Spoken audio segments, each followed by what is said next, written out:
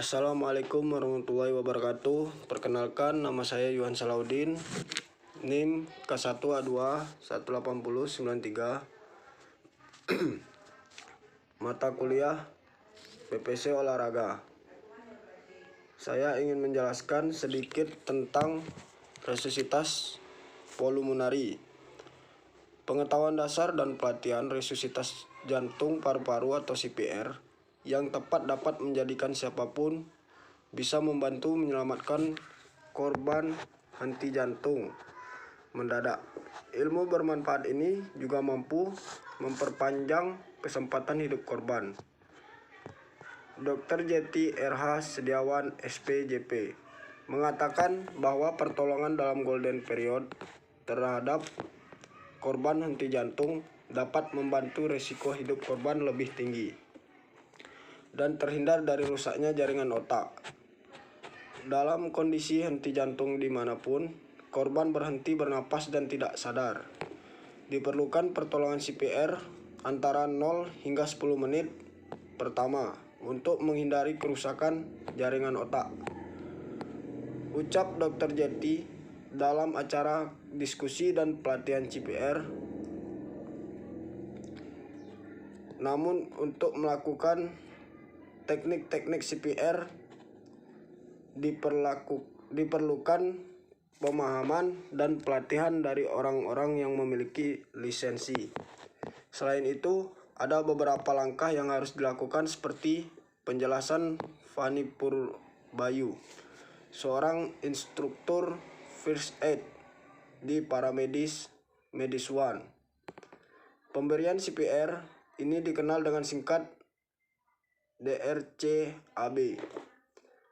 Yang pertama, perhatikan kondisi sekitar atau danger. Saat melihat korban yang tidak sadarkan diri seperti korban serangan jantung, tersambar petir, atau korban kecelakaan. Penting melihat kondisi sekitar untuk memastikan keamanan dalam menolong korban.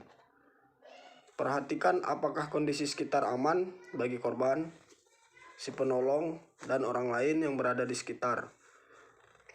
Hal ini penting agar si penolong tidak terkena bahaya seperti sisa arus listrik dan lainnya. Yang kedua, cek respon. Cek respon atau kesadaran dilakukan saat penolong memastikan bahwa kondisi sekitar aman. Penilaian tingkat kesadaran korban dapat dilakukan dalam 4 tahap. Pertama, cek apakah korban sadar. Apakah korban merespon dengan panggilan suara? Apakah korban merespon apabila ada pemberian rasa sakit seperti ditepuk pundaknya? Jika tidak memberikan respon, mintalah seseorang untuk menghubungi ambulan, mengambil P3K dan defibrilator eksternal otomatis atau AED jika ada. Selain itu, cek apakah korban bernapas atau tidak. Jika tidak, korban baru bisa mendapatkan penanganan CPR. Pengecekan napas bisa dilakukan dengan melihat pergerakan dada. Yang ketiga, kompresi dada atau compression. RJP atau CPR adalah kombinasi tindakan kompresi dada dan bantuan napas. Ketika jantung tidak bisa berdetak, kompresi dada diperlukan untuk sirkulasi darah yang membawa oksigen. Agar kompresi dada efektif, maka korban harus dalam posisi terlentang pada permukaan rata dan keras. Langkah melakukan kompresi dada dewasa yaitu memberikan penekanan pada dada sebanyak 30 kali, penekanan dengan ke dalam 5-6 cm.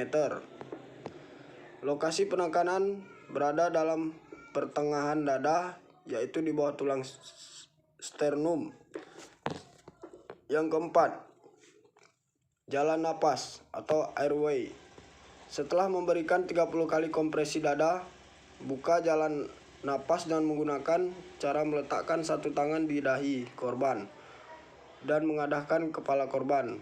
Kemudian letakkan ujung jari di bawah dagu korban, kemudian angkat dagunya.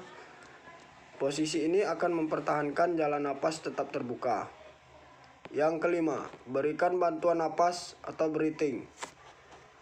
Berikan bantuan napas sebanyak 2 kali setiap tiupan, dilakukan selama 1 detik dan terlihat dada terangkat.